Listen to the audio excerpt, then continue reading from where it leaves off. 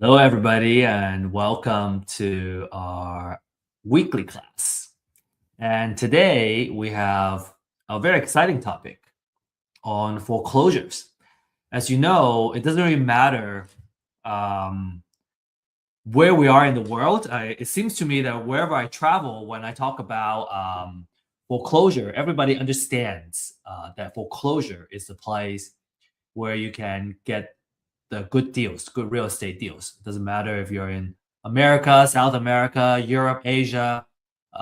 Foreclosure is kind of the one of the most popular places where people know you can get the best deals, and everybody wants to know how they can participate. And because it seems like nobody really teaches you how you can win these deals at the auction. And today we're going to share some of these tips and secrets so you can be well prepared to win some of the deals for your next foreclosure auction. And indeed, the foreclosure auction is a great place to get good deals. Typically you get a 50 to 75% off of the market value. And so you can get a lot of lucrative deals at the auctions. In fact, I know some hedge funds actually specialize in buying at foreclosure auctions. And when you're buying at 50 to 75% of market value, you are already in the money, right? It's what we call you're in the money when you buy the property. So you stand to make a good profit. Now let's take a look at this video that I took recently at a foreclosure auction just a few months ago. And just without, kind of really going into details of what's going on, let's just watch the video and let's see what you can get out.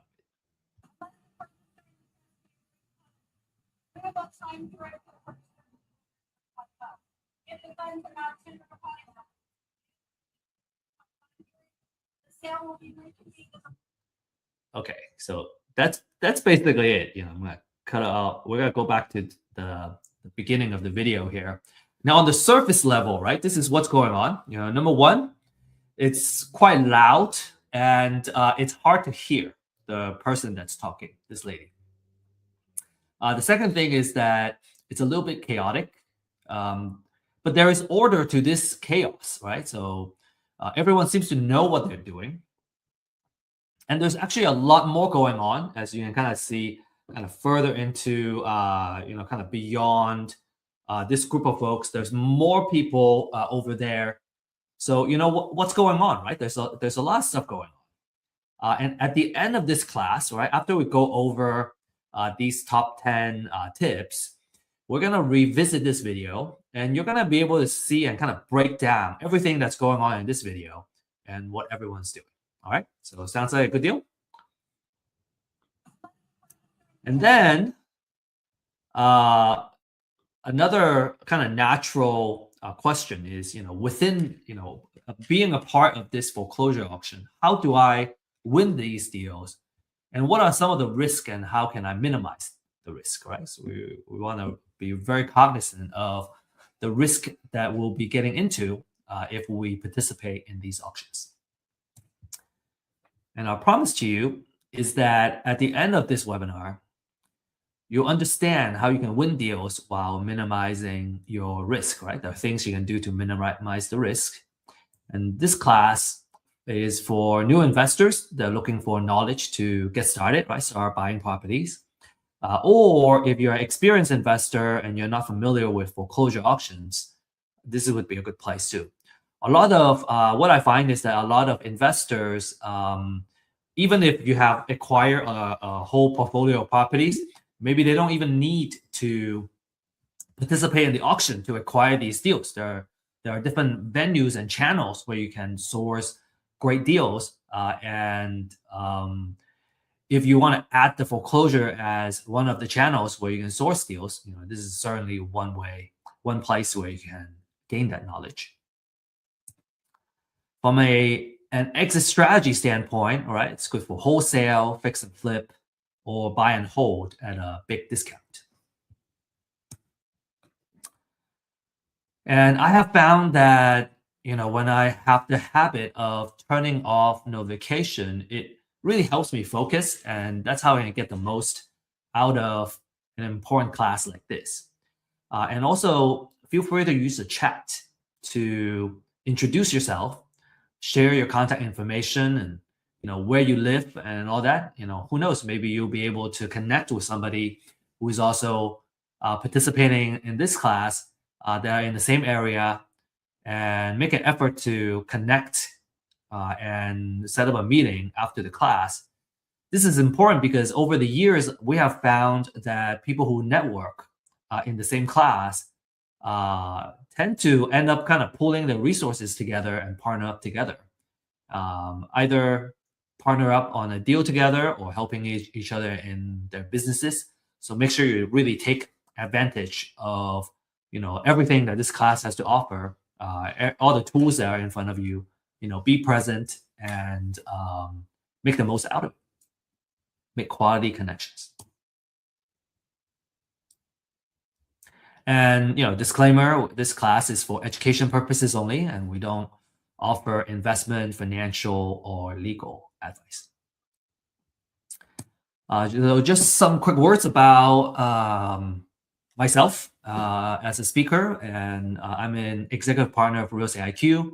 And over the years of building the company, I have acquired, kind of picked up a lot of skill sets, such as marketing and using data to come up with intelligence augmentation, and so on and so forth. So if any of these kind of topics is interesting to you, I'm very passionate about talking about some of these. And my background is in science and engineering, so a very technical background. And I was always interested in real estate, and I was very intrigued initially about the passive nature of being a landlord. Now, if you're a landlord, you may argue, "Oh, well, I have tenants and toilets. There's a lot of things I gotta worry about. It's not a fully passive role." But at the same time, when you are a landlord and you got an asset that's producing and making money for you, it's real estate as an asset is making money even when you're sleeping. And that's even also before I learned about the wealth building techniques in real estate, which makes it even more attractive as a kind of vehicle to not just make money, but to also build wealth. And so, really awesome, I guess, place for us to be here and learn about real estate investments and how we can kind of build generational wealth for our family, right? Now, the struggle I have found is that, number one, it was hard to get the knowledge we need in real estate investments. It's kind of, hard to find, right? The schools, they don't teach you. And then it's also hard to find the good information and data for us to do the outreach and find the deals. And then third is that it was difficult to connect with the right mentors and entrepreneurs to help us grow our business.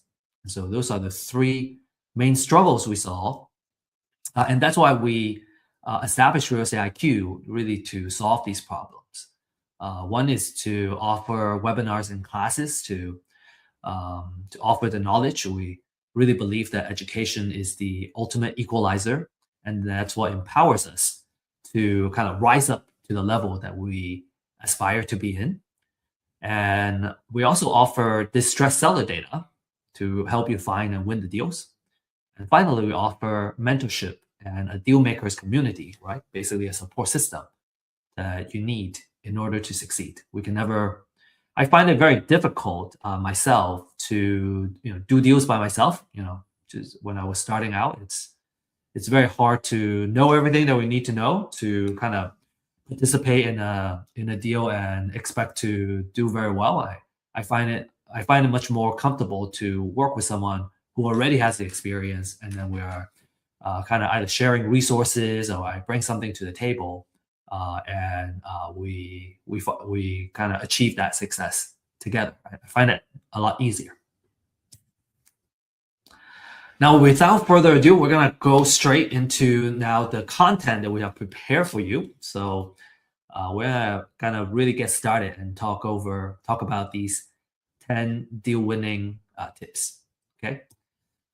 So first of all, there are two types of foreclosures.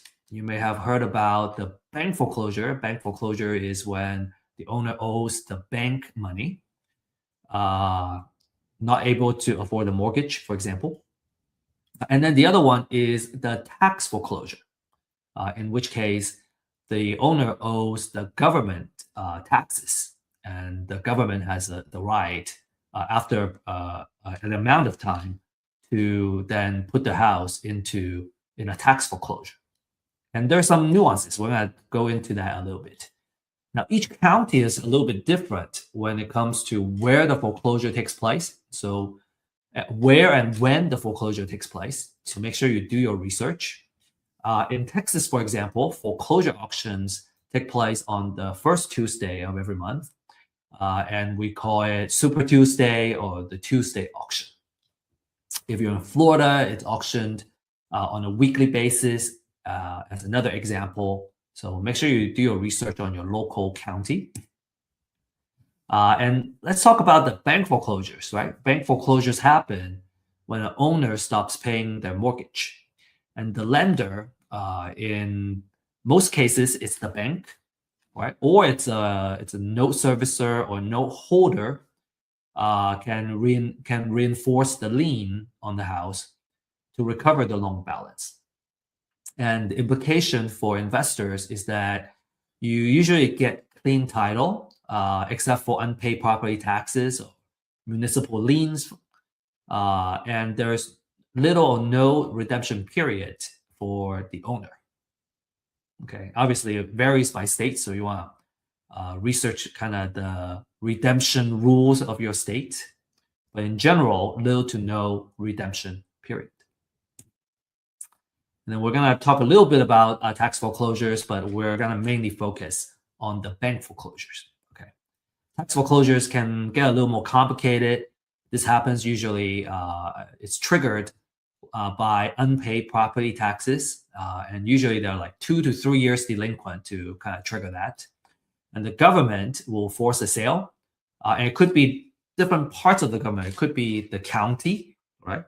It could be the city, or it could be the city, the school district that forces the sale. And as an investor, let's say you win, you win the bid, you don't get immediate ownership on the house. The original owner can reclaim the property, what we call within that redemption period, and that redemption period, again, also varies by state. So you want to, depending on what state you are participating in this, you want to do your thorough research. But within that redemption period, the owner can reclaim it by paying the purchase price and taxes and the penalty. So if you own that lien on this tax foreclosure, you make a little bit of return if the owner decides to reclaim the property. So you still make some money. But if you're mainly focused on acquiring a property for investment purposes, then you typically don't want to renovate the house until after the redemption period. So you want to be careful of that. Essentially, you're buying a redeemable deed and not the final title during the tax foreclosure. So pay a lot of attention to the redemption period when you participate in the tax foreclosures. And we prepared a side-by-side comparison between bank foreclosures and tax foreclosures. And you can take a look at, maybe take a screenshot of this slide. Now, for the purpose of this class, we're going to focus more on the bank foreclosures because the title side is a little bit easier. And most folks are more familiar with bank foreclosures and they're more interested in bank foreclosures. Tax foreclosure is more or less a specialty within the real estate investment world. And if you're interested in tax foreclosures, it can be very lucrative as well. In fact, I I know some folks have done very well with tax foreclosures. And if you're really interested in that, I suggest that you seek out the right classes and education to really go deep in that before you really start participating in these tax foreclosures. Right? Really know what you're getting into, understand all that, understand the risk and the process and the know-how, right, before you jump into it. Anyway, bank foreclosure is what we're going to focus on here. Now, the second tip is that in order to bid, you need to first register as a bidder. Okay, so you don't just show up and then you go, oh, I'm gonna bid on the house on the property on the house. You need to register first, okay, in order to bid. Some of you may know of auction.com or some other auction websites. Okay, so in order to, some of the houses either they are go into the auction at physically or kind of in person at the county area, county courthouse, or they are being auctioned off online as well. So auction.com, for example, or you maybe Xome, XOME.com is another example. For auction.com, in order to register as a bidder, you would need to transfer $1,000 first. And that $1,000 is refundable, but you need to kind of show that you got to put some money in the game in order to participate in the bidding. Okay, next, let's talk about the foreclosure process, right? And here we're going to focus more on, like I said, on the bank foreclosure process. So for the bank foreclosure process, the borrower becomes delinquent in terms of their mortgage payments. And usually, more than 4 months of mortgage payments, this will kind of trigger the foreclosure process. The lender would order a trustee to send the letter of demand. And when that happens, the borrower has at least 30 days to pay off the delinquent payment. Or what happens is there will be a notice of default that gets filed and an intent to accelerate the mortgage note. And then it takes about 20 days for that to happen. And after the cure period expires, right, when the borrower kind of misses that cure period, then the lender gets to file a notice of sale. And we're going to take a look at an example of the notice of sale in a little bit.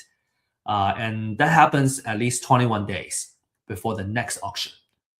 So, as an example, so let's say our upcoming auction is on the 2nd of the month, for example, and today is the 15th. Again, I'm making an example, and that's less than 21 days away. So it's not going to go into the auction in the upcoming auction, but it's gonna go into the next month's auction. So that's what the at least 21 days is. If the upcoming auction date is less than 21 days, then it's not gonna go into this upcoming auction, but the one next coming up next. And the property will get auctioned typically at a courthouse step. Again, every county is different. Some counties have it in a conference center. They have a lot of properties going to auction. Some counties, are in a courthouse, in front of the courthouse. And a lot of times it's kind of outdoors too. So like the video that I shared earlier is actually outdoors, which is why it was so loud. There was a lot of traffic, noises, and then people kind of talking over each other too. It's typically, between 10 and 4 p.m., 10 a.m. to 4 p.m.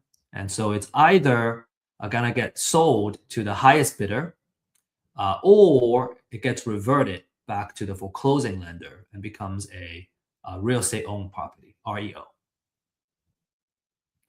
Now, so why the either or, right? So typically, a lender has a minimum amount that they would specify. So if the bids are, so let's say the minimum amount is 100,000.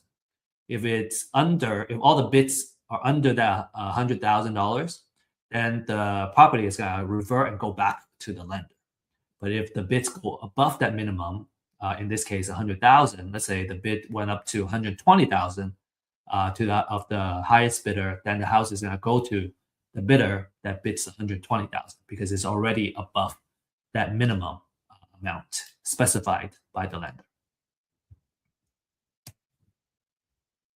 Okay, and if you have questions, if I didn't explain a particular concept very clearly, feel free to post your questions on the chat, and we can discuss more after, and we can discuss your questions.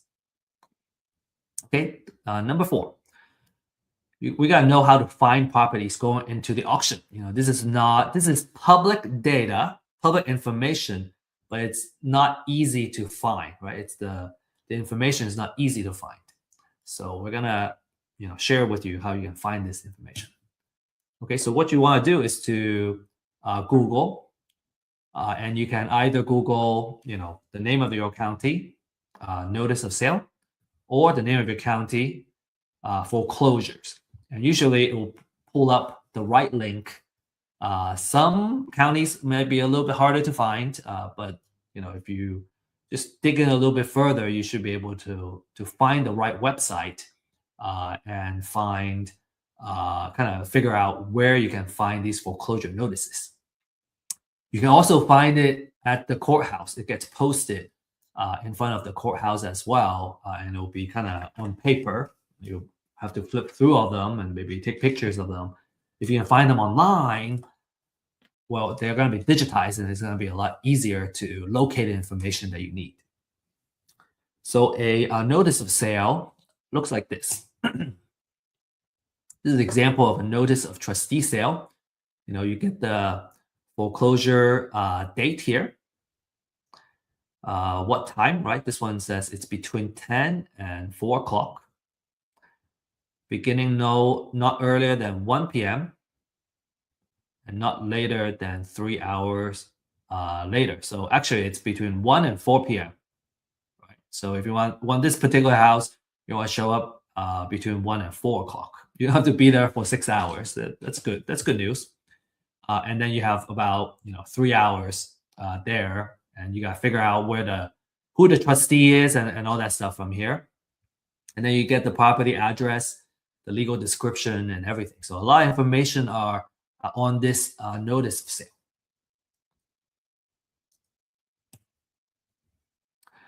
Now, if you're fortunate, if you're lucky, there may be companies in your local area that provide these foreclosure lists, right? They sell these. If that is the case, then the question is, should you pull the information yourself, or should you buy, right? Do we DIY or do we buy? Here are the kind of average monthly filings in different metro area. And if you're in a metro that are not listed here, we can cover those as well. We have a service called customized lease binding services that we go into the metro that you request, and we can pull this information for you. We can mine this information. Now, as you can see, we're talking about hundreds at least, right? For a lot of these metro area, up to 1,000, couple thousand for the bigger metro. And so there are so many filings that it's usually not recommended to do it by yourself. It just takes too much work. It takes too much time. As an entrepreneur, I would say if I spend a lot of my time mining the information, then it's taking my time away from doing the actual due diligence and kind of figuring out what the right amount it is that I need to bid on the property, which is a better kind of use of my time. All of doing this is kind of, low value labor work. It's much easier to outsource it. I have learned how to do it myself, just so I know how the work gets done, and I appreciate, the people that are doing the work, and I can kind of know how well the work is done. But after I learn how it's done, I usually don't do it because it's such a low value work. Like if I'm gonna spend 1 or 2 hours every day on this particular effort, man, I'm gonna end up doing all that, just researching and getting the information. Well, it doesn't really get me to point B, which is being able to bid on the property. So it's much easier for me to hire somebody to do all this research, and then I can do the actual intelligent work, which is the due diligence and the research it requires to come up with the right offer and the maximum bid that I would bid on any property, so I don't lose money. Okay, I hope that makes sense. Okay, make sure you focus your time on high value activities. Some examples of high value activity is lead generation, marketing, due diligence, contacting distressed sellers, for example. So here are some key elements, right? Speaking of purchasing, if we're gonna buy a list, like what does a quality list look like? So these are a couple of quality information. From a property information standpoint, you want to know who you want to really important is to know the trustee who's gonna be auctioning off the property. Actually, I'm gonna be sharing that as one of the tips later on. All right, you want to know the trustee. And then you want to know the property information, right? Sometimes having the address. What's weird with these foreclosure filings is that not every property's address is on the filing. Sometimes it's just a legal description. So you have to go and research and figure out what the address is and what the zip code is. Sometimes I want to only focus on a particular zip code or a particular city because that's the area that I want to focus on purchasing deals on. And it's much easier if that work is already done, and then I just focus on the filtering, right? And focusing my attention on the deals that I want to bid on. Subdivision, legal description, and the characteristic of the property, like bedroom, bathroom, square footage. And then some of this financial information is interesting too, because it kind of gives you the insight on the property and what's going on with it. As an example, if the house was recently purchased and they still have a very high unpaid balance, I would know that the lender typically would be unwilling to take a loss and accept a low bid. And so typically they would want to they are willing to take a loss, but not a huge loss. Versus if a house has been, I guess, if a mortgage has been kind of performing for the past, let's say 10, 15 years, and there has been a lot of equity that has built up, number one. And number two, the borrower has been paying quite a bit of interest. That gives the lender more room, more margin to have a lower minimum bid amount, as an example. So some of this financial information is useful. Okay. Number 5, let's talk about our exit strategies, and we're gonna just talk about the top 3 exit strategies, which is wholesale, fix and flip, and buy and hold. And depending on which exit strategy you have, you're gonna come up with a maximum allowable offer. So number 5 and 6 is kind of related, right? Based on your exit strategy, you're gonna have your maximum allowable offer that you can bid for each property. And we're gonna talk about buy and hold first. Okay, so let me share an example. Some of you may have seen this slide before. We shared this as an example in couple of our classes to really home in on the buy and hold strategy. So for buy and hold strategy, what we want to do is to follow the 1% rule of thumb.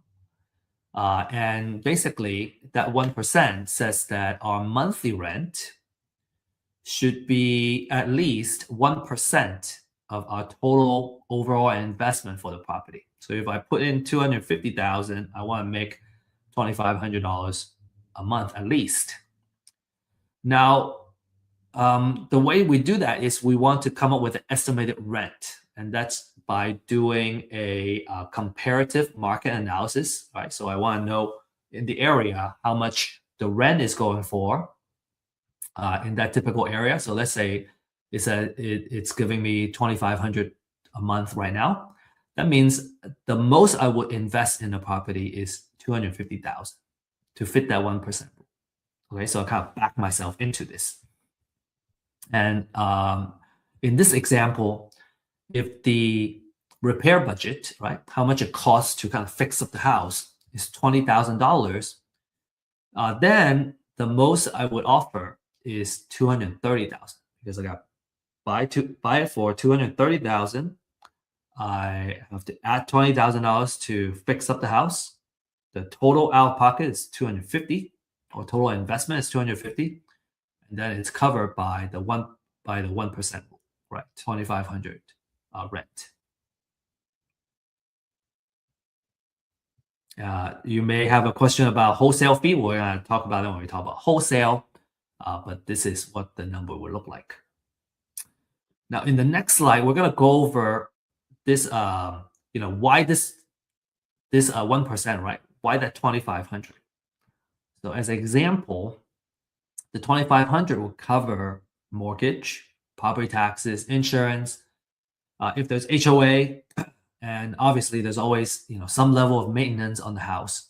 And so after you subtract all that, you can earn a decent monthly cash flow, right? So that's how much you earn as how much cash you collect as a landlord. So what's really cool is that as a landlord, this is one house, right? This is how much I'll cash flow from one house. If I have 10 of these, then I'll make $5,750 a month, which is roughly $69,000 a year. If I have 20 houses, then I'll make $138,000 a year. And that's a pretty good way to kind of make money by just letting an asset, right, producing for you. And I think that's all I'm going to talk about for this. Just a very last comment is that for buy and hold is a wealth generator. You got a couple of things working for you. You got cash flow, which I just shared, right? From a monthly rent, I get a cash flow. I also get appreciation, which hedges us against inflation. So two types of appreciation. One is a natural appreciation. That's kind of inflation, right? And then a forced appreciation means that I'm fixing up the house to improve the value of the property. So that's what forced appreciation means. We also get tax savings from depreciation, mortgage interest and operating expenses. And then we also get to pay down the loan every month. So we're building up equity. So 4 things kind of working for you to build that wealth.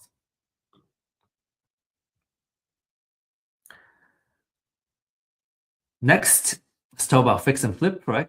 That's a 70% rule of thumb. And let's talk about how to apply it to fix and flip deals. So in this example, let's say the after repair value is 500,000. So what that is I gotta run a comparative market analysis, right? Which is figuring out how much the houses around me are selling for in their kind of pristine condition. And let's say in this case, all these houses are telling me that you can sell it for 500,000. Then we do the 70% rule, multiply this by 70%, then we get 350,000. And then if we subtract the repair budget, then we get our distress offer. So again, to kind of go back from the bottom up is that we buy at 280,000, we put $70,000 in it, so the total amount invested is 350,000. Then that's the 70% of what the after repair value is.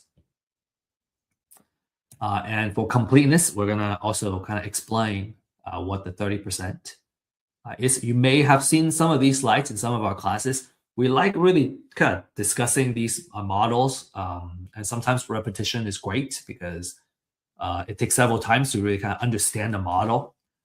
And so, so again, if you have seen these slides, feel free to skip it if you would like, or just kind of keep listening to it, and because maybe just hearing it several times is gonna, I guess, improve the understanding of these different kind of models and how we come up with this offer. Because the maximum allowable offer as a concept is one of the most important things in real estate investment. It makes sure that you don't lose money, right? By understanding how the money work, how the numbers work.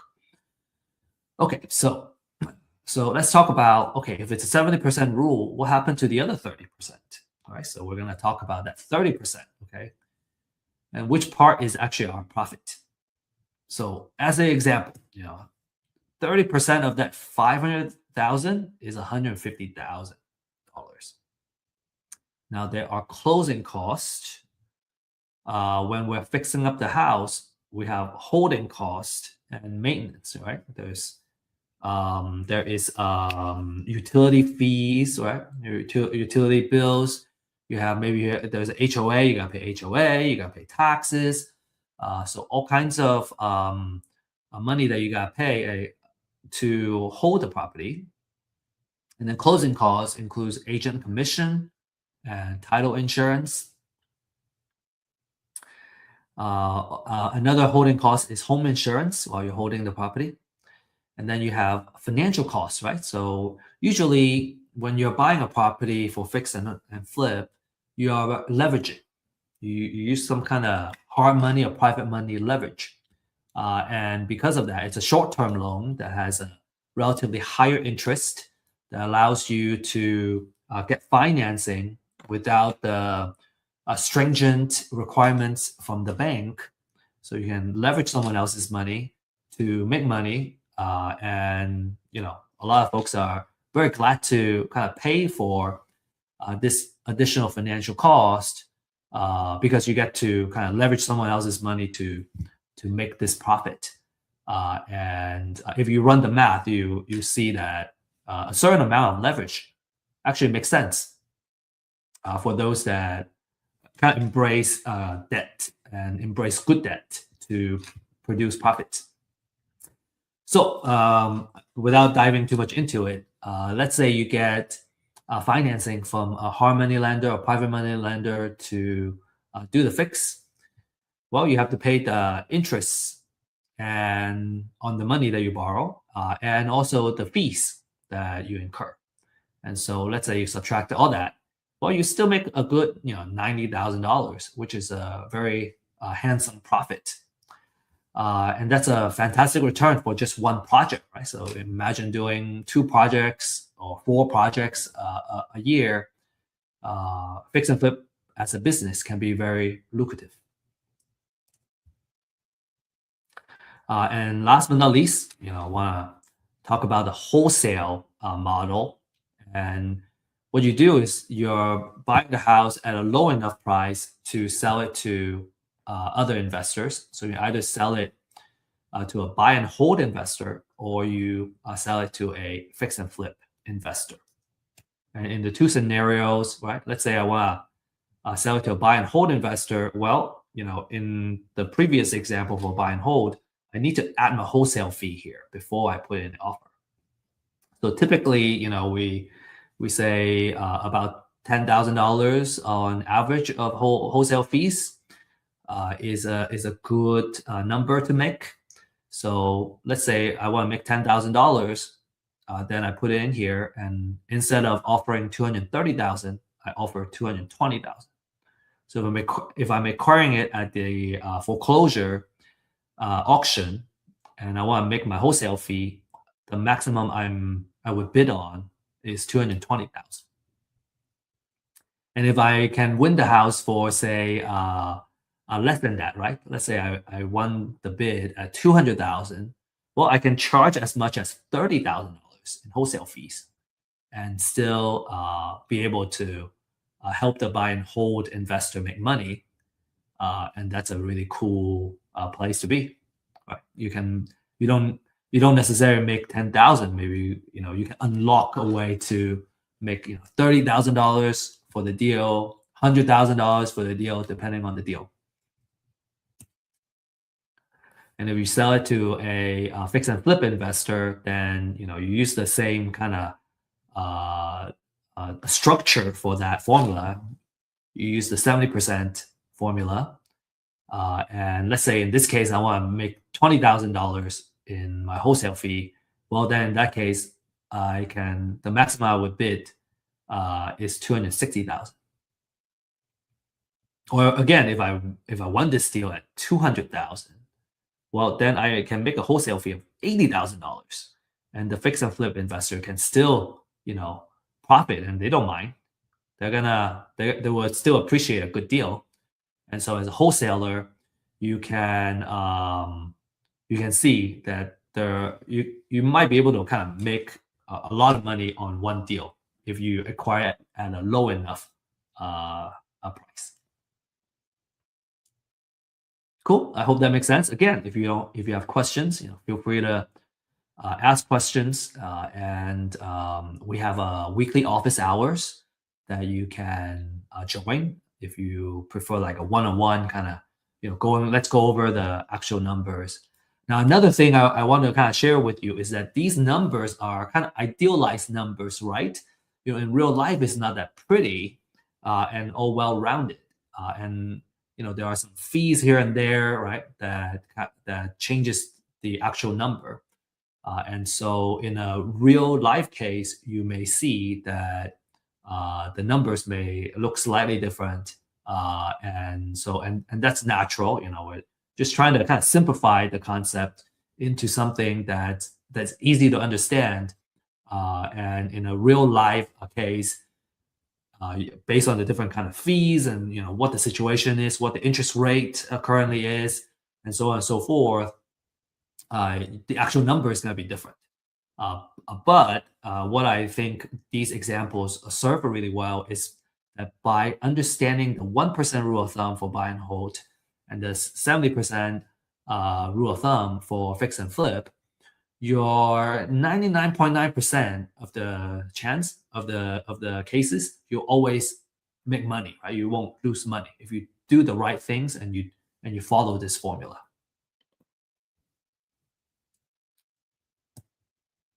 All right.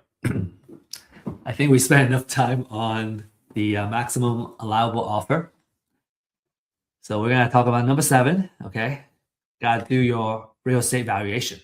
So that's another big fundamental skill set for a real estate investor is being able to do a really good high fidelity real estate valuation.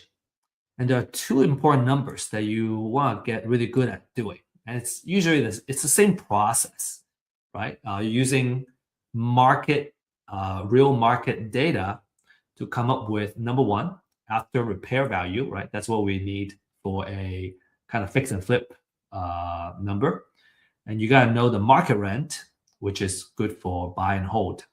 And usually when I kind of evaluate a deal, I kind of always like to look at both of these numbers because it will tell me which exit strategy works best and which strategy, if it's flexible, right? If both strategies work, that's going to tell me, hey, this is a really awesome deal. And maybe one or the other numbers work better, one or the other exit strategy works better, then it will also kind of tell us, okay, this is the way to go.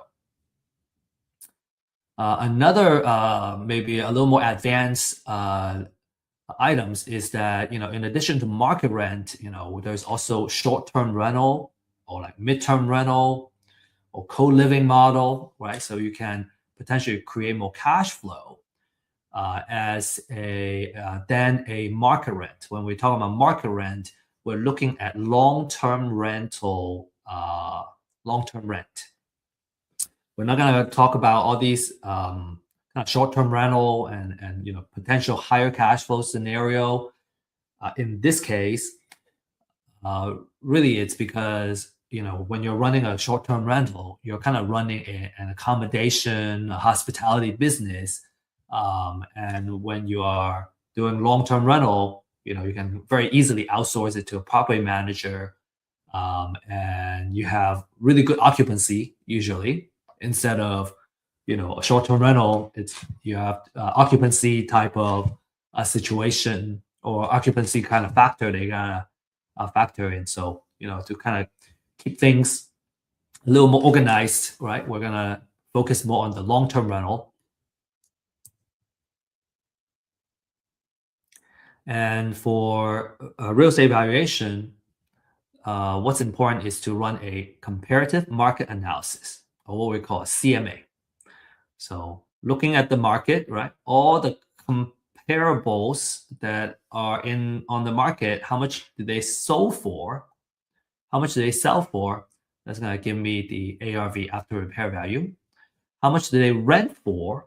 It's going to give me the market rent. And we're going to just talk a little bit briefly about best approaches to CMA. So best approaches to CMA is these couple of things to kind of set up the parameter, right, on which ones are comparable, right? The keyword is comparable for a CMA. You want to know, you want to look at the distance, right? How far? If it's too far away, maybe it's not comp anymore. You want to look at recency. Recency is how recently the house was last sold. If it was sold 5 years ago, that's not really market value data anymore. You want it to be as close as possible. Ideally, the last 30 days, the last 90 days would be really good, because the real estate value and real estate prices is seasonal.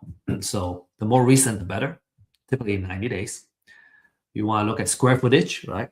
A small house, a cottage, and a big mansion, completely different type of valuation.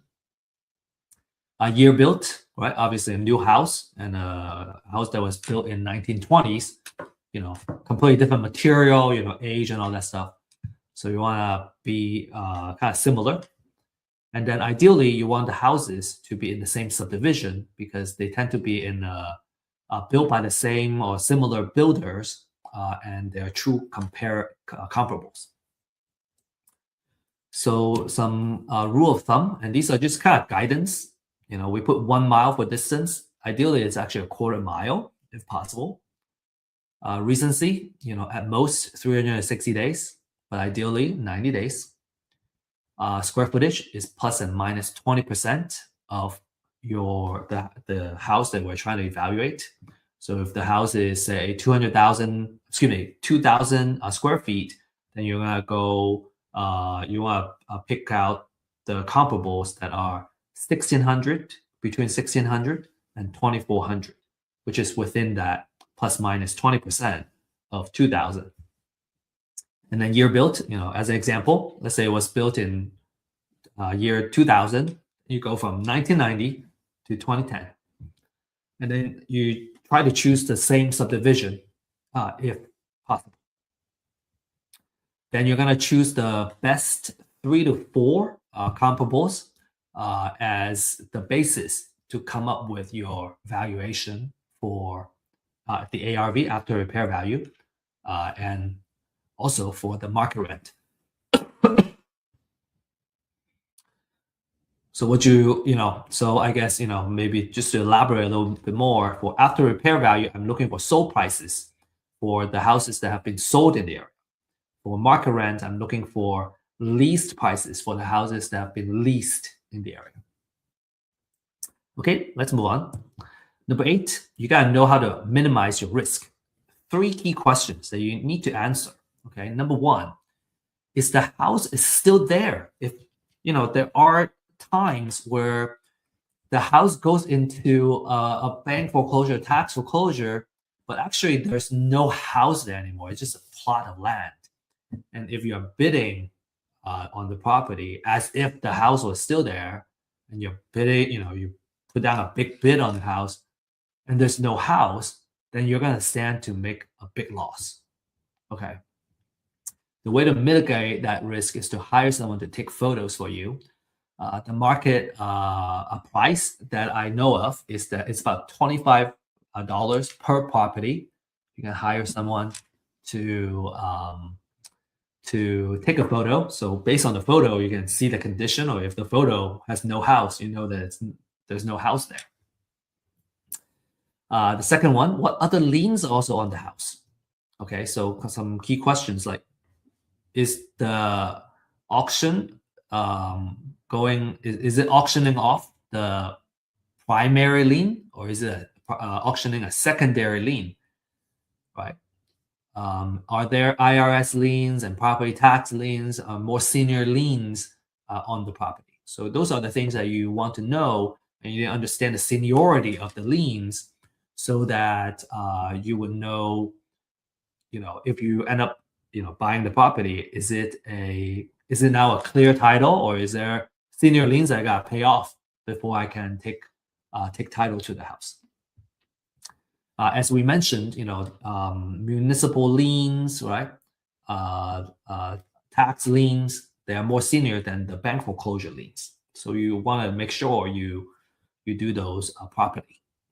And the answer to that is called a title research. So the market is kind of going for, I think a title company would charge around $200 on the title research. We offer that title research service for $40 to $75. The reason is that we are really focusing on doing research for the purpose of bidding on foreclosures, and we're not going as steep in terms of going 30-year research on a property per se, because it's not needed for the purpose of foreclosure auctions. So we are pricing it at between 40 to 75 per research. And then number 3, how much does it cost to fix the house?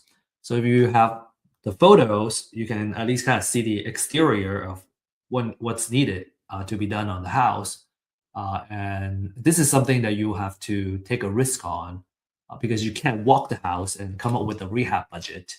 And so you have to kind of really do some rough estimation on how much it would cost to fix up the house, because remember, the rehab budget is part of your formula for your maximum allowable offer. Okay, so those are the 3 main questions you really got to answer before you bid on the house. Okay, all right, number 9. We got to know which trustee will be auctioning the property. Because if you really want to participate in the auction of a property, you're going to need to know who the trustee is. Where are they? When they show up, you got to know where they are, because sometimes they just kind of show up, they start auctioning, and maybe there are some auctioneers that are very loud and kind of really try to get as many people to participate as possible.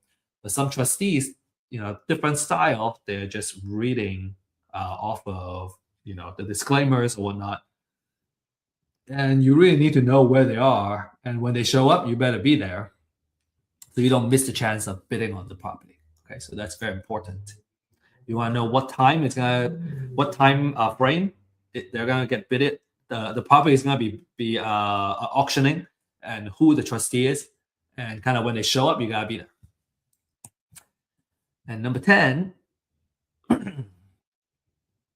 you want to have cashier's check ready, and get them ready and bring them with you.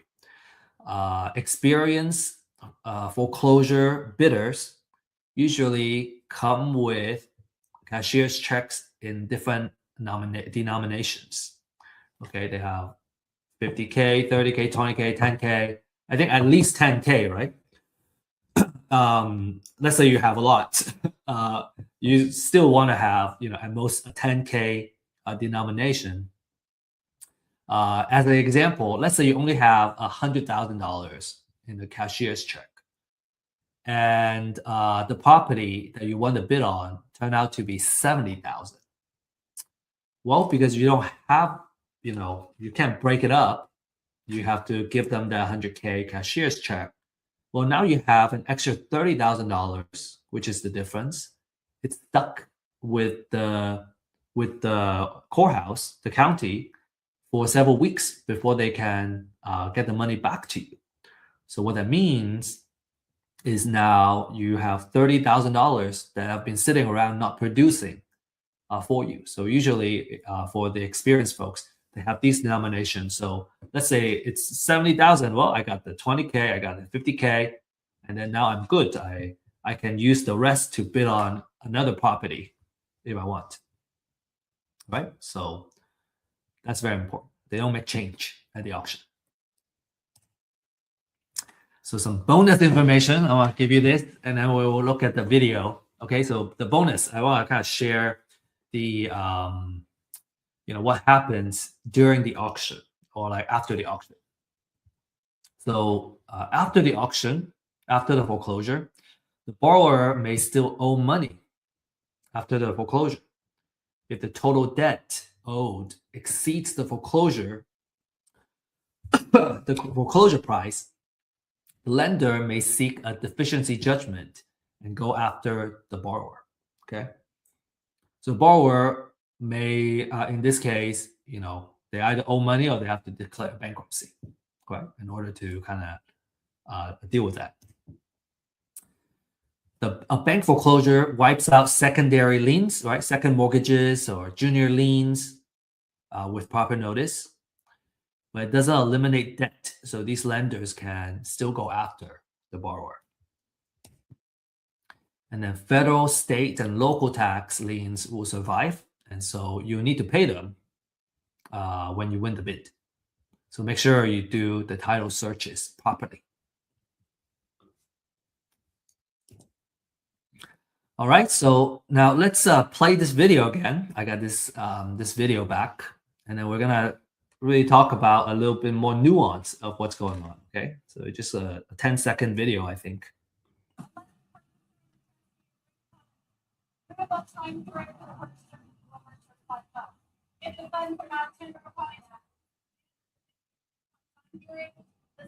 Okay, so this is what's going on. This lady is announcing disclaimers before she starts auctioning the property, and she has a stack.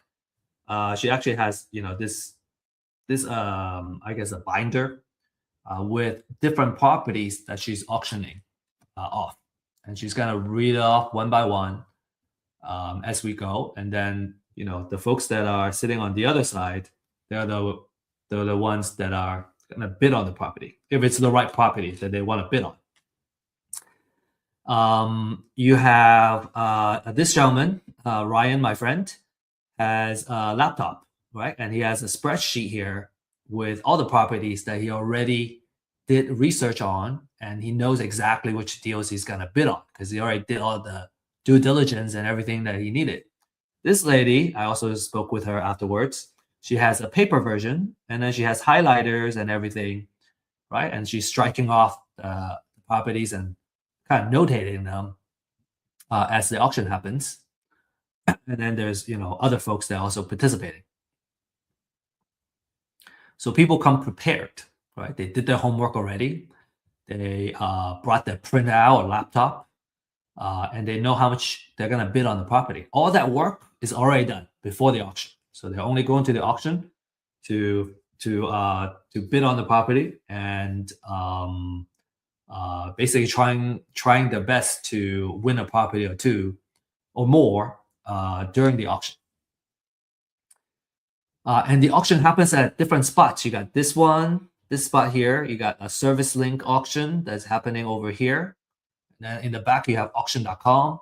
So there are a couple of spots. And then, obviously you also have individual trustees that are just kind of standing there. And once they kind of get started, people will kind of crowd over and try to kind of hear the best they could and making sure that they don't miss on the property they want to bid on.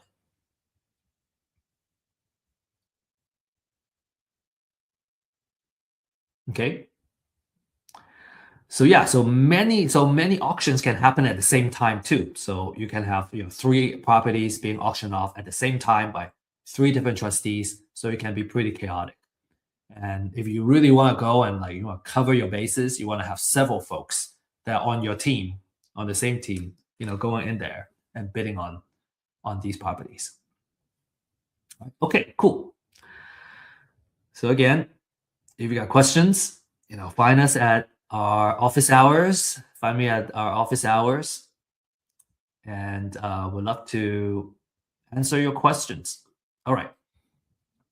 To recap, we have gone through the foreclosure process.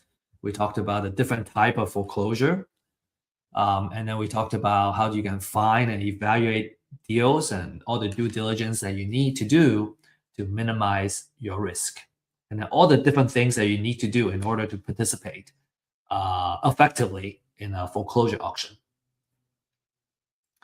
So next, you may be wondering how you can get started. So let me just kind of share with you some success cases of our clients, our users. Right, first case, we have a client making $46,500 profit on a deal in Carrollton. He actually is kind enough to share the address of the property as well. And all these are kind of title company escrow printouts that he's able to share. So the second deal, 85,000. Next deal, 88,000, almost 89,000. So there's a lot of profit if you know how to win properties and win deals. There's you can make a great living, and you can also build wealth in the process. A lot of times our clients will kind of leverage, use these profits to purchase properties to hold and build wealth. So you might be wondering, how do I get started? Okay, so for those of you who are ready to take action, this is what we recommend that you do. Number one is you get a foreclosure list. The more research that's been done, the better. So you can, get firsthand data, exclusive research, and everything that you need to know about the houses that are going into foreclosure. For a limited time, there is a disruptive pricing that I'm sharing here. This price is not going to last a very long time. So, there's a QR code here that you can scan and take advantage of it. And then number two, I highly recommend finding a mentor coach, having that one-on-one attention to walk through how to do these deals. I personally find it extremely useful. I don't even know how to do it another way. It seems to me that when it comes to kind of these high value, high ticket deals, just having someone to walk you through it, someone that you trust, obviously, to kind of walk you through the first couple of deals until you learn the rope. I think I would even argue that it's necessary, like, having someone that kind of hold your hands and kind of show you the way. So we have a deal accelerator program that if you choose to participate, that's what we designed the program to do, is to give you that one-on-one hand holding and training and mentorship to get the deals done, get a couple of deals under your belt, and then you become a deal partner where we do deals together. This program is more appropriate for those that have already been through a training and coaching program and need more one-on-one attention in order to make a deal happen. So just kind of keep that in mind. And then step number three, do your due diligence. Right, you gotta get photos, right? Do the comms, and learn how to do a rehab budget, and then also title research. And as I mentioned, we offer title research services to help you economically, do the searches on any property that you choose to, and at a much more affordable price than a title company, for example. And then finally, when you're ready, go to the foreclosure auction and join the fund, and we may see you there. Okay, before we end, share a couple more success stories here. Jordan, being a client for Real Estate IQ for in a month, he closed 2 deals and made $60,000. And Salvador, first deal, 30,000. And Ismail, consistently, getting deals and an average of 8,000 per deal, a total of 80,000 in the past 10 transactions. That's pretty good, right? Pretty good profit. So again, if you're ready to take action, you can scan this QR code to get started. Schedule a 30-minute in-depth consultation on what Real Estate IQ has to offer to help you find deals and win your first deal. And if you are not ready to kind of actively get started, but you want to continue to learn through seeing real cases and real deals, then you need to join our weekly Thursday program. This is at 11 a.m. Central Time. We kind of decided that was the best time because I think across the United States, doesn't matter what time zone you're in, that's a really good time to participate. This is a weekly live stream where we follow live deals that we're actively working on, right? We have a purpose of building a real estate portfolio in real life. And some of these deals we're actually offering to our community as well. But we're building this portfolio with a purpose of building wealth. And at first you can participate as an audience to kind of follow the deals and see how the deals are doing. We have about, I think, 10 deals right now that we're actively, in the process of working on or producing a cash flow. And one day, you're going to feel ready to actively participate. And you can either participate by bringing your own deal to our community, or you can work on the deals together with us as partners. So the deals is a big part of this live stream. We feel that by looking at real cases is where we learn the most and learn the fastest, right?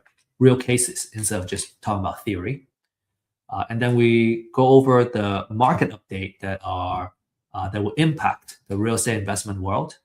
For example, just recently we talked about a legislation change that's going to affect landlords, right? And that just became effective a week ago. And so, those are very helpful for investors that are actively doing business.